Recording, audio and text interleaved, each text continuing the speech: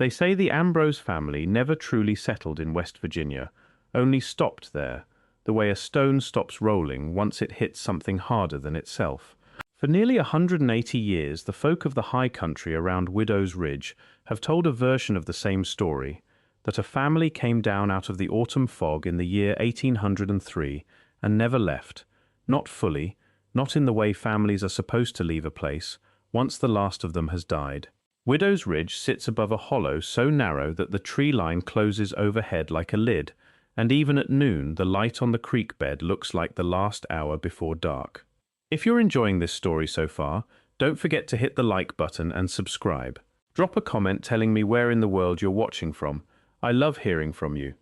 Nobody in Randolph County can tell you exactly how many Ambroses remain up there today, or whether the ones who remain are still people in any sense the rest of us would recognize.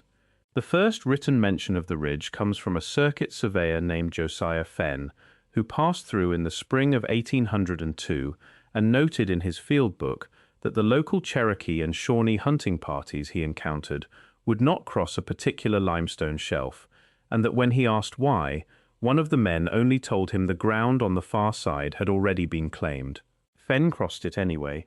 He wrote that he found a spring at the base of the ridge, clear and cold, and that he knelt to drink from it, and that the water gave back a reflection of his own face a half-second too late, as though it were remembering him rather than showing him.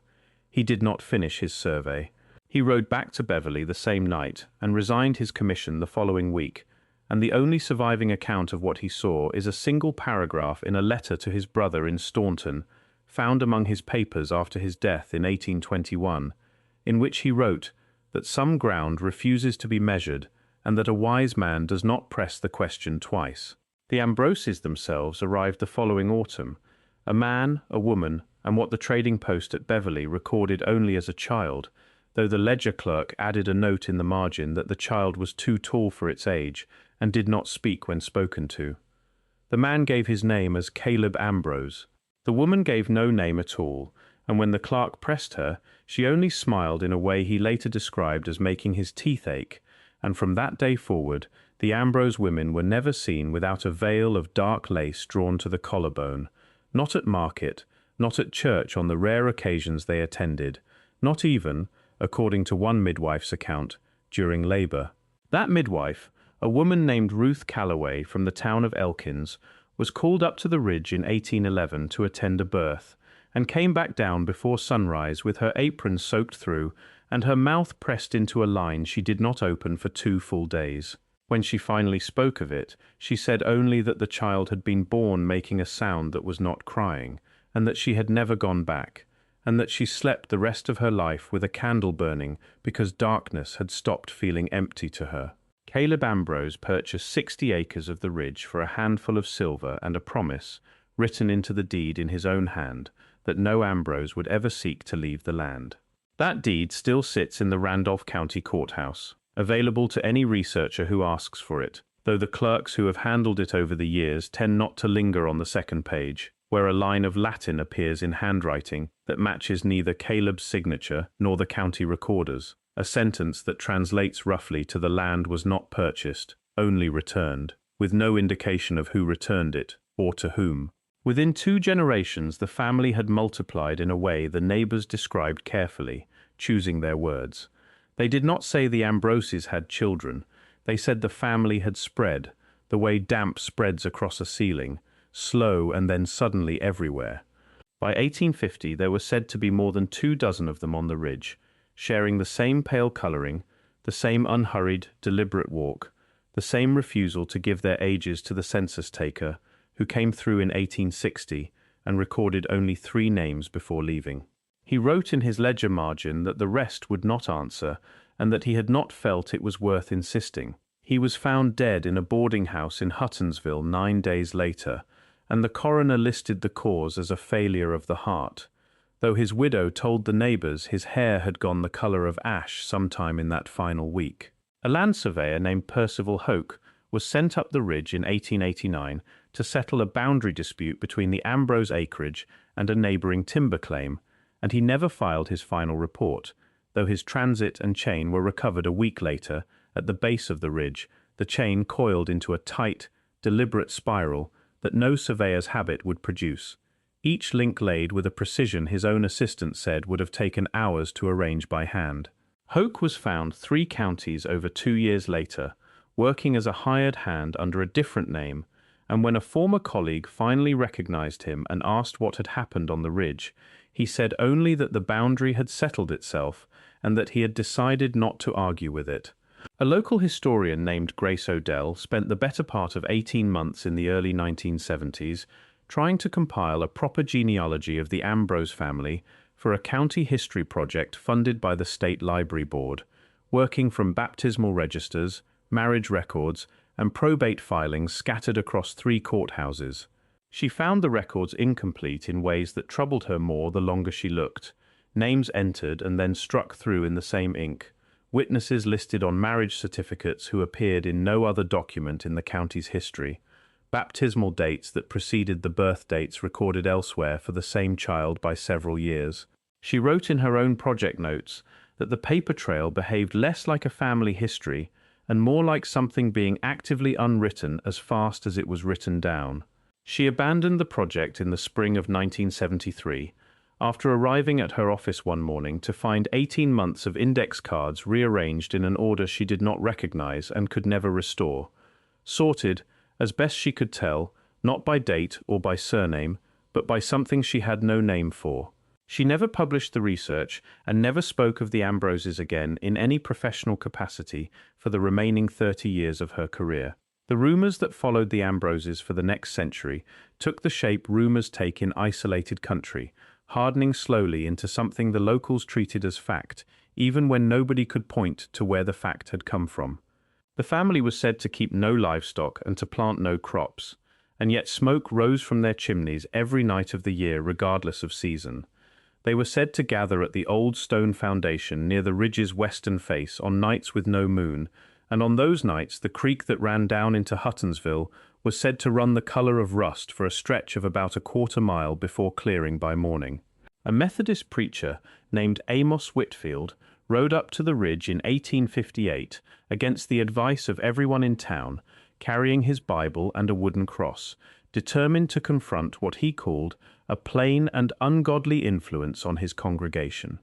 A farmer working a field across the valley later gave a signed statement to the county sheriff, describing what he saw through a spyglass, that Whitfield had dismounted near the old cabin and begun preaching to what looked like an empty porch, and that after some minutes the cabin door opened and a figure stepped out, and Whitfield stopped mid-sentence and walked toward it the way a man walks in his sleep, unsteady and unwilling, one foot placed carefully after the other. The figure took the Bible from his hands, closed it, and set it down on the porch rail, and led him inside. Whitfield's horse wandered back into Huttonsville 3 days later, with the wooden cross still lashed to the saddle, tied with a strip of leather that did not match any tack the animal had been wearing when it left. Nobody in Randolph County preached against the Ambroses again for almost 40 years, and the one man who eventually did, a Baptist circuit rider named Elijah Marsh, saw his church burn to the ground 3 nights after his sermon,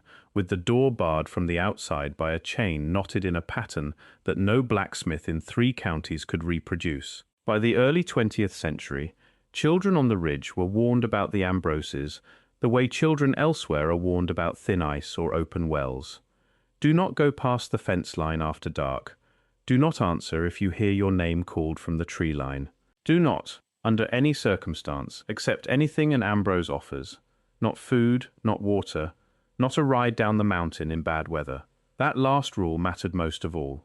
A traveling salesman named Wendell Cross got turned around on the mountain roads in the November of 1926 and stopped at what looked like a farmhouse to ask directions back to the county road. He was found 5 months later by a hunting party, his body whole and undecayed in a way the coroner could not account for, though his eyes, the report noted with unusual bluntness, were simply gone.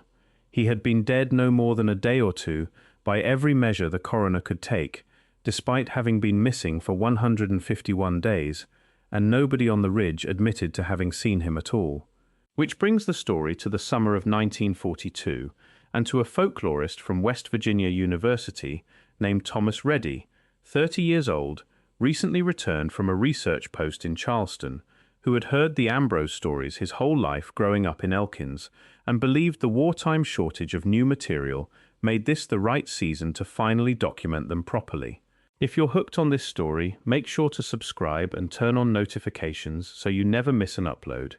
Your support means everything and helps me bring you more emotional stories like this one. He drove up from Morgantown in a grey Plymouth sedan on the 9th of July, checked into a boarding house in Huttonsville, and spent 4 days interviewing anyone willing to talk to him, which turned out to be almost nobody.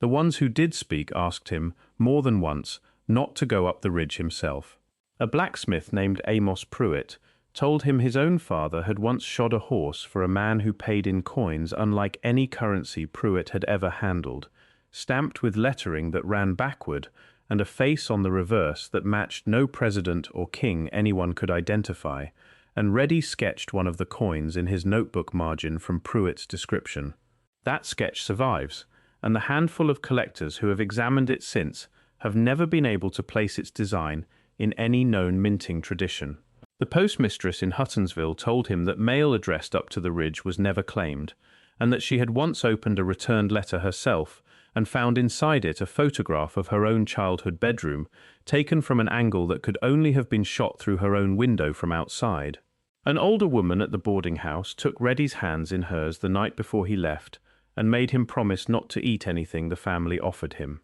He promised easily, because he had no intention of accepting hospitality from strangers on a research trip in the first place,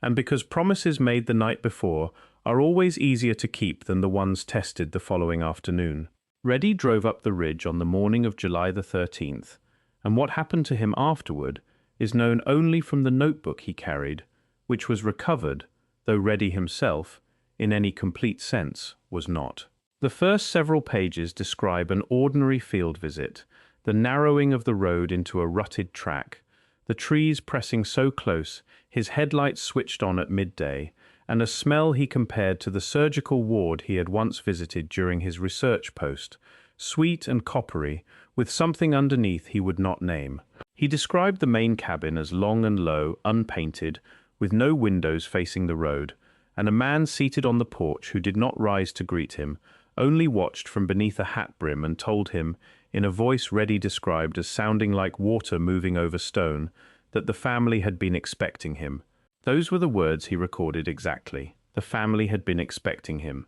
From that entry forward the handwriting changes, growing smaller and tighter, and beginning to slant the wrong direction, as though written by a left hand belonging to a man everyone in Elkins knew to be right-handed his whole life. He wrote of being led inside, of a long table with more than a dozen seated figures wearing the same blank expression, of veiled women standing behind them, and of a covered dish at the table's center that he noted 3 separate times was moving. He described the cabin's interior walls as neither wood nor plaster, but something dark and faintly warm that gave slightly under a fingertips pressure,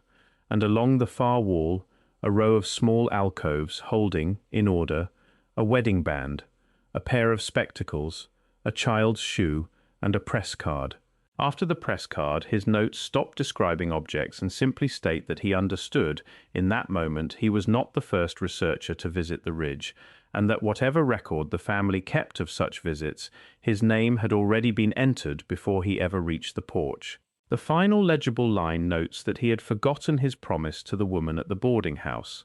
Everything written after that is loops and long trailing marks that resolve into no language anyone has been able to identify. Reddy was found on the morning of July the 16th, seated upright behind the wheel of his grey Plymouth, parked with unnatural neatness on the shoulder of the county road, roughly a mile below the ridge trailhead. The notebook lay on the passenger seat. He was alive, breathing steadily, his eyes open and fixed on a point somewhere past the windshield that nobody could identify, and he remained in that condition for the next 36 years, cared for at a state hospital outside Weston, until his death in 1978, never once speaking again. One of his longtime nurses, a woman named Dorothy Kessler, who sat with him more nights than any other member of the staff, kept a private diary of her years on his ward that her family released after her own death in 2003, and in it she wrote that Reddy sometimes hummed, low and steady, in a tone that never wavered, and that she eventually came to recognize as more than one voice, trying, patiently, to agree on the same note, and that on the coldest nights of winter she would find his blanket already pulled up to his chin before she ever reached his bed, though no one else on the ward had been in the room. The Ambroses are said to remain on Widow's Ridge to this day, though a geological survey crew sent up in the autumn of 1991 to map a limestone formation reported finding no standing structures, no cultivated land, and nothing more recent than a cabin foundation they estimated at well over a century old. 2 members of that crew refused to return to camp on their second night, insisting they had seen figures among the trees on the far slope, tall, motionless and watching, and though the crew leader's official report attributed it to fatigue, his private journal, published by his family after his own death in 2008, admitted he had seen the same figures and counted 11 of them standing without moving for nearly an hour before the light gave out, and that what unsettled him longest was not the seeing but the sense, once darkness fell and he could no longer see them, that they had begun walking toward the camp. The crew left before sunrise, and the ridge has not been formally surveyed since. A game warden named Roy Pennington was patrolling the lower slope of Widow's Ridge in October of 2013 when he came across a clearing he did not recognize on any map issued by his own department, and in the center of that clearing stood a long plank table set for what looked like a dozen places, with lanterns burning at even intervals down its length, though he could see no oil and no flame feeding them, only a steady, colorless light that cast no shadow of the table's own legs onto the ground. He said later that he stood at the tree line for what felt like a full minute, working out what he was looking at, and that once he understood, he backed away slowly rather than turning to run, because running felt, in that moment, like precisely the wrong thing to do. He drove home, put in for a transfer to a different district the following week, and told his wife about the clearing exactly once, adding only that the lanterns had still been burning when he lost sight of them through the trees, and that he did not believe, whatever else was true, that they had ever needed lighting in the ordinary sense at all. He never went back up that slope again. To this day, the old Ambrose land remains on the Randolph County tax rolls under the family name, and the taxes are paid every year in cash, delivered to the courthouse in a plain envelope by a courier who never gives a name and is never, according to the clerks who have taken the delivery over 3 decades, the same person twice. The bills inside are always old, some older than the clerks who count them, and each year, without exception, one of the bills has been folded into the careful shape of a small animal and tucked among the others, as if signed. Whatever the Ambroses were when Caleb first put his name to that deed in 1803, and whatever they have since become, they have not left Widow's Ridge, and the promise written into that second page of Latin script has, by every account still standing, never once been broken. The family has never needed to leave. The mountain has always provided what they required, and it has kept its side of whatever arrangement was struck, long before any surveyor thought to draw a line across it, and on the nights when the creek runs the wrong color for a quarter mile before clearing, the old-timers say the mountain is only doing what it agreed to do a very long time ago. Some ground, as Josiah Fenn wrote to his brother in Staunton, refuses to be measured, and Randolph County has learned, generation after generation, not to press the question a second time. If you ever find yourself on the back roads near Widow's Ridge after dark, and see a track leading up between the trees where no track should be, do the one thing Thomas Reddy failed to do. Keep driving. Do not answer if you hear your name spoken from the tree line, and whatever you do not take what is offered. Grace Odell's index cards are still stored, unsorted, in a records box at the Randolph County Historical Society, available to anyone willing to ask the archivist to pull them down, though the archivist herself has admitted she prefers to leave that particular box for the last request of the day. The Ambrose clan of Widow's Ridge has never been the subject of a formal investigation, never been written up in any academic journal, never been reduced to the kind of tidy explanation that lets a story like this one close cleanly. What remains is a deed with an unexplained second page, a family that is somehow both endlessly discussed and never actually found, and a ridge that the county still has not surveyed in over 30 years. Whether that qualifies as a bloodline finally unearthed, or simply a story that refuses to stay buried, depends, in the end, on who you ask and how long they are willing to keep talking before they decide it is time to change the subject. Thank you so much for watching until the end. If you loved this story, check out the other videos on your screen now. I think you'll really enjoy them. And don't forget to subscribe if you haven't already. See you in the next story.